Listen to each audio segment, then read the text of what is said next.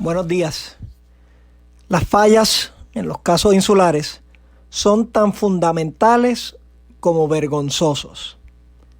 Los casos insulares no tienen fundamento en la Constitución y se basan en estereotipos raciales. No merecen lugar en nuestra ley.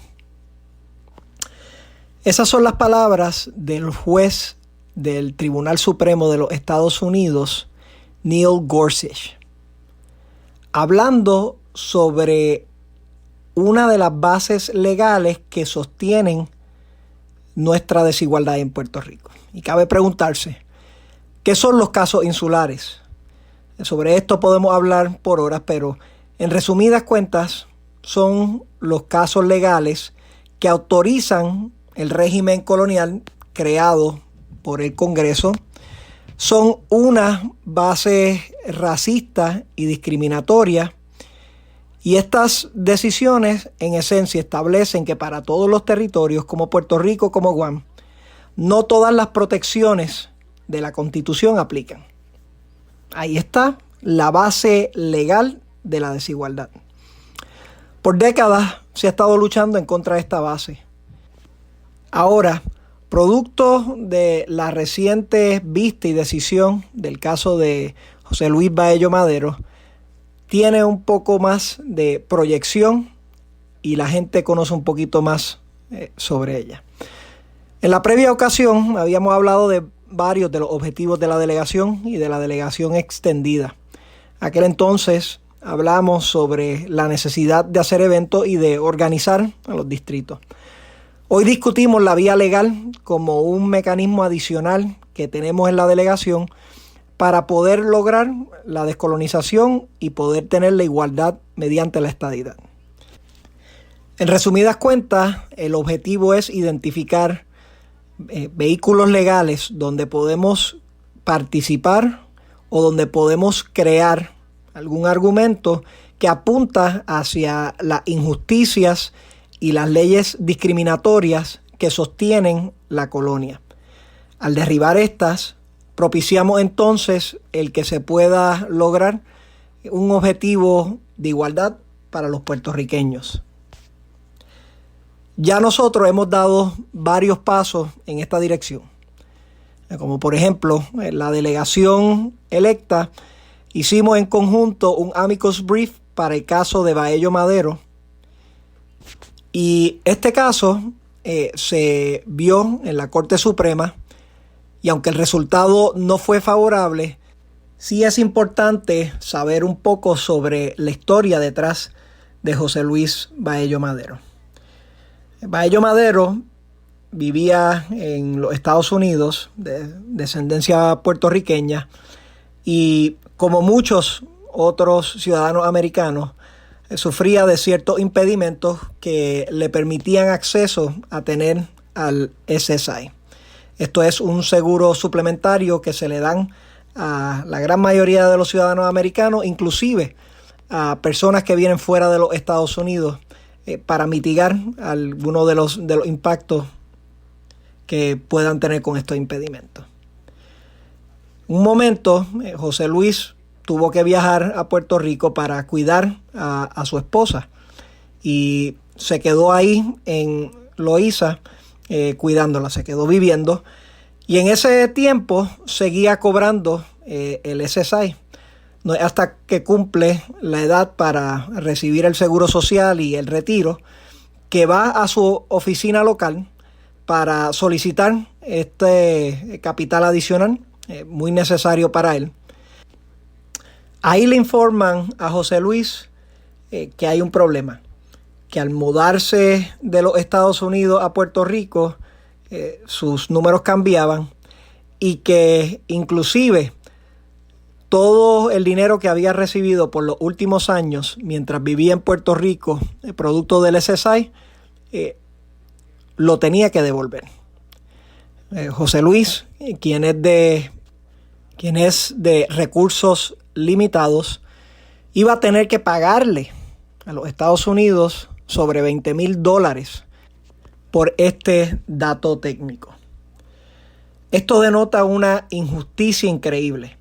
donde siendo ciudadano americano, simplemente por estar viviendo en Puerto Rico, se le quitaba este derecho.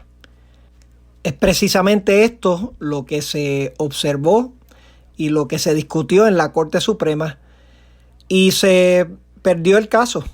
Pero el caso se perdió porque se basaba en los casos insulares. Así que este asunto trajo dos importantes resultados. Número uno, el Congreso ahora se sintió en la obligación de tener que considerar el SSI para Puerto Rico. Y aunque todavía no hay legislación para ello, sí está como parte de los objetivos congresionales. En segundo lugar, se apunta hacia los casos insulares como un problema que se tiene que atender, porque de otra forma, injusticias como esta se seguirán dando. Además de ello, la delegación extendida sometió una querella ante la Comisión de Derechos Civiles de los Estados Unidos. En esta querella, principalmente se dirige el argumento en contra del presidente de la Cámara de Representantes de Puerto Rico y del Senado de Puerto Rico por usar millones de dólares del dinero del pueblo de Puerto Rico en contra de la voluntad de ese mismo pueblo. Y me explico. El presidente de la Cámara y el presidente del Senado de Puerto Rico están utilizando millones de dólares en cabilderos para articular y argumentar dentro del Congreso posiciones que son distintas a la mayoría del pueblo. Lo que ya se cristalizó en un plebiscito en el 2020 y que se había cristalizado previamente en dos plebiscitos adicionales. Esto es una realidad y está pasando hoy día, pero contrasta dramáticamente con lo que los medios, por lo general, están dilucidando. Fíjense ustedes que en estos días a algunos medios le ha dado por enfocarse en los gastos reembolsados de la delegación congresional. Personalmente, a mí esto no me afecta porque yo opté por no cobrar y por no pedir reembolsos. O sea que este tipo de ataques no tiene ninguna injerencia sobre mí. Pero sí demuestra la mala fe. Sí demuestra la agenda malintencionada por algunos rotativos en Puerto Rico para tratar de proyectar que los reembolsos que solicitan algunos de mis compañeros en la delegación por las acciones que están tomando a favor de la voluntad del pueblo son irregulares e inoficiosos. Diferente de los cabilderos que tiene el Partido Popular, estos ciudadanos y ciudadanas son electos por el pueblo, diferente a esos cabilderos que ganan millones de dólares tratando de oponerse a la voluntad del pueblo. Estos compañeros están trabajando en los distritos, en Washington, D.C., para poder mecanizar una solución al problema de desigualdad de Puerto Rico. El contraste no podría ser más grande, pero sin embargo, si se deja llevar por algunos de estos medios, el asunto de los delegados electos por el pueblo para resolver el problema de estatus es un problema, pero el asunto de los cabilderos que ganan millones de dólares para oponerse a la voluntad del pueblo es inexistente. Y es por tanto que la vía legal nos presenta una alternativa adicional a la política para atender el asunto de la desigualdad y de la estadidad. A lo sumo, nos permite romper con esquemas viejos que sostienen los sistemas arcaicos como la colonia, y a lo mínimo, con mucho trabajo, nos permite alumbrar ciertas realidades que han permanecido oscuras por mucho tiempo y que ya no se sostienen. Por eso, el trabajo que está haciendo la delegación extendida a lo largo de todos los Estados Unidos es invaluable y necesario. Permiten atender todos estos flancos que son importantes, no tan solo en la isla, pero también trabajarlo desde la perspectiva de los políticos y de los sistemas legales en los Estados Unidos, de las diferencias que se viven al ser ciudadanos americanos que residen en la isla versus al ser ciudadanos americanos que residen en los estados.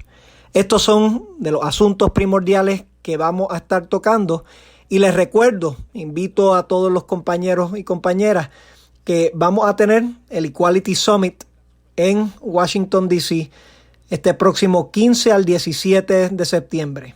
Fecha importantísima para también poder empujar el proyecto de estatus para Puerto Rico. Pendientes a las redes sociales y a este espacio para más detalles sobre el evento, sobre los workshops que vamos a tener, las visitas que haremos al Congreso, las personas que van a venir.